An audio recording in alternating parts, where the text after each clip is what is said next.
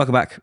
Here's the Kovacs Report, and we've got some new news from San Diego Comic-Con 2025. Yes, the Ultimate line is ending, and in its place, the Ultimate Endgame is beginning. The Maker is returning. So I'm going to go for this article, courtesy of The Beat, and I'm going to give you the rundown and some thoughts. Before that happens, though, grab yourself a cup of tea and a biscuit, and potentially, while you're there, hit subscribe. That would be fantastic. That would help the channel grow, and I really appreciate it. And of course, give the video a like if you like the video. Now let's dive straight in. Now, if you're unfamiliar with the Ultimate Universe, here's a quick catch up. So the Marvel Comics Ultimate Universe was relaunched in 2023 on Earth 6160.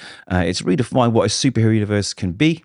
Unlike the original Ultimate Universe 1610 from 2000, which sort of modernized Marvel heroes for a new generation, this iteration offers a darker, apparently more experimental, definitely playground where creators like Jonathan Hickman, Deniz Camp, and Peach Momoko rewrite iconic characters with bold twists. Now, it's got tight continuity, high stakes, and a climactic event in Ultimate Endgame. The Ultimate Universe in 2025 is pretty much a must-read if you're a Marvel fan. I'm not huge on it. There are some standouts like Ultimate Spider-Man, but it has been a runaway success. Now, we are going to dive into what's happening over at San Diego Comic-Con last night. So there was a panel, Marvel's Ultimate Universe panel, where Editor-in-Chief C.B. Cebulski, Ultimate Editor Wil Moss, and creators of some Ultimate books were there too, Jonathan Hickman, Deniz Camp, and Chris Condon. And they headlined the panel where they discussed the imprint's progress so far, and they've announced this new series. So all of the books that are currently out, you've got Black Panther, Wolverine, X-Men, Spider-Man, The Ultimates. Forgive me if I've missed one. They're all culminating into Ultimate Endgame. So they've been running real time. They've been running for 24 months, which is 2 years, which is the time where the Maker is taking to return to this Earth and wreak havoc, no doubt. So it has been definitely playing out in 2 years. It's felt like 2 years for some of these books. But here we are, Ultimate Endgame 1. This is where it all kicks off. It's a 5-issue mini by Deniz Camp and Jonas Scharf and more. So there'll be other writers working on it. And it says the Maker returns after being in prison for 2 years in real time in universe, ready to confront the heroes who have liberated the world he once controlled completely. And here we have it. Here's the big cover reveal of the Maker himself, looking quite bad. So this is the foil variant by Derrick Chew. So this will be available in December. So let's get some quotes. It says, "This is the craziest and most impactful crossover I've worked on," Deniz Camp said. "I'm really excited about it. It's all the characters, everyone coming together in this big way, coming up against each other in a big way, and the resolution of some long plot threads we've all been seeing is very big, very dramatic, and with the Ultimate Universe, we can change the world." Okay, we can actually do it as creators because we have this incredible playground that Marvel has not just allowed, but encouraged us to use. It's such an honor to do something like this. It's been amazing, and this is the culmination of a lot of what we've been doing together. Okay, well, I'm not a big fan of Deniz Camp, as you probably hear every time his name is mentioned. And the Ultimates for me is the worst book, really. It's a shame because that's like the spine of the whole universe. Everything else goes into that book, and I felt like it's not been the strongest. Anyway, meanwhile, there are events happening over in Ultimate Spider-Man 24. However, issue 18 will be coming out this week.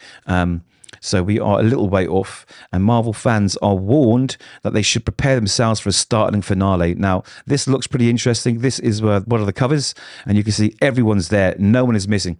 Every single person that's been involved is on that cover. So this could be huge, and I think it will be. I mean, this is a Marco Checchetto cover. It looks gorgeous. So I can't wait to see it. And we have more quotes. "This was everything that I pitched," said Hickman. "Nothing has deviated. It's been really nice to execute the plan well, and everything culminates into this issue. Fans of the Ultimate Universe are going to love it. It's been a real pleasure being the writer of Ultimate Spider-Man. I tell you what, it's been a real pleasure reading it. It's been incredible. It is pretty much the best Spider-Man book out there for many moons." He added, "Doing this tight continuity stuff, this smaller line, the execution from the company on this has been great. And if stuff we should keep trying to do," I think there's a type of that. "And it's stuff we should keep trying to do." It says, "You guys supporting this book is the only reason we can tell stories this way. Hearing you like this gives us the opportunity to do more things like this." And I wish they would, especially with Spider-Man. Like, Jonathan Hickman just gets him. He just really, really gets him. So again, this has been kind of a huge leap from the original Ultimate lines, and the Ultimate Spider-Man book is pretty cool. So Jonathan Hickman and Marco Checchetto, they kind of redefined Peter Parker as an older married man with children, and he's like navigating a world where the Maker delayed his powers, let's call it. And this was launched in January 2024, I think, and the series has been standout. Honestly, blends family drama, corporate intrigue. It's got classic web clinging action when he puts it in, because it has been criticised for not having enough Spider-Man action, but I think that's been working to its advantage, because when he is in the costume, it's far more impactful, and you really understand his motivations, why things are important to him, what he's risking, because you've got that slice of family life backing it up. It is absolutely perfect. So we have a lot of stuff going on there. We've got Harry Osborn's Green Goblin potentially, is he going to go bad? Is he going to go? We've got the Mysterios, which you should look into. That's really, really, really interesting with Gwen Stacy. The whole thing is beautifully written, and we are promised a startling finale, and I can't wait. I'm hoping Spidey plays a big part in the Ultimate Endgame, because that would make it more fun for me. So here we go. We've got the covers. We've got some more covers. This is issue 23. It leads up to it. You see there he's fighting with the Kingpin, and that looks dark, absolutely dark. I can't wait to find out how that happens. It says, we think we're going to tell you what happens in this issue of Ultimate Spider-Man. That would be spoilers galore. Just know it's building something you won't want to miss. Okay. So Ultimate Black Panther hasn't been too bad. I've kind of fallen off that book. Bryan Hill and Stefano Caselli have been reimagining T'Challa as a warrior king in a Wakanda under siege by the progenitors, right? They're godlike beings who are challenging his rule. Shuri's technological innovations and T'Challa's divine empowerment drive the story. So I'm not sure where this is going, but it's going to be big. I think I might jump back on it, actually, because I'm really growing to love sort of the whole Black Panther storyline, especially the Marvel Knights World to Come, because that's pretty immense. Anyway, what else have we got? Black Panther Solicit. Here we go. So Black Panther and a bevy of new Wakandan war machines designed by Shuri take the offensive. With the gods themselves empowering Black Panther, he and his allies can't possibly lose, right? And a betrayer makes himself known, or themselves rather. And we have the Ultimates, again, in my opinion, the worst book in the whole line. Deniz Camp, Juan Frigeri, covered by Dike Ruan there. So last chance before the Maker returns, calling all Ultimates. So I guess they're going to assemble the biggest possible team they can. I mean, so far, I think they've got Doom, who is like Reed Richards. They've got Iron Lad, Tony Stark, Thor, Odin's son, Sif, Captain America, the Wasp, Giant Man, Human Torch, I think is thrown in there. The original Jim Hammond one, America Chavez, She-Hulk, Hawkeye, and Power Man. So they're all in the team at the moment, and they're trying to grow the team out to include the world itself. That's kind of what they're trying to do at the moment. They're trying to enlist people across the globe, or people with or without powers, and train them to prepare themselves for the Maker's return and battle. So that's Ultimate 18. Ultimate Wolverine, I think, had a very slow start, but we finally got into it. We finally got Logan back. He's been kind of the Ultimate Universe Winter Soldier. Now he's sort of had the deprogramming, and he's joined the remaining X-Men, let's call them, to take on the bad guys. And I'm quite enjoying it at the moment. It's up and down for me, the Ultimate Wolverine. Ultimate X-Men's lovely. It's just beautifully drawn and written by Peach Momoko. It's not really my cup of tea, but that's not to say it's a bad book. It's just not something I choose every month, if you know what I mean. But it is really, really nice looking, and it's not a bad book at all.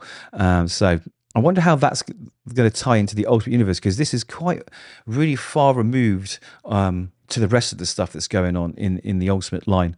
Because there's really, really young X-Men in Japan. I don't know how that's going to be brought into the storyline, unless, of course, the Ultimates are uniting the world. They all come together somehow, but I don't know, because they're kids, essentially, young kids as well. So I'm not sure about the moral implications of sending children to war, but there we have it. So the Ultimates line is ending, and kind of, I think they're going to kickstart a new series after the Endgame. I guess that must be the way. So what happens after the Maker's return, or what, I mean, does the Maker win? Does he lose? What happens next? And this 5-issue series can't contain all of those stories for all those characters. So I'm assuming this is going to be a big reset. We're going to get a whole bunch of new Ultimate #1s from all the main characters, and hopefully in a vastly different Ultimate universe. It'll be interesting if they change the creative teams on it. There's some creative teams that definitely could do with a change and a breath of fresh air. I think my dream of having Hickman and Checchetto staying on Ultimate Spider-Man is one that isn't going to happen, but it would be good if they could, or just move on to a mainline Spider-Man book, because he just gets it. He really, really gets the character. He gets Peter. He gets Mary Jane. Everything that he writes in this Ultimate Spider-Man book for me has been kind of like the quintessential Spider-Man. You know, this is who Spidey would be at that age with a family, doing what he does, and slowly discovering that he's got these powers and this whole history that he hasn't lived yet and he needs to live up to. So I'm really, really enjoying Ultimate Spider-Man. And it would be sad to see it end. Anyway, there we have it. That is the new news. Ultimate Endgame is coming. Get ready for the maker. Until then, like the video if you like the video. Hit subscribe as well, because that might stop the maker from taking over the universe. Who knows? And I'll catch you in the next video.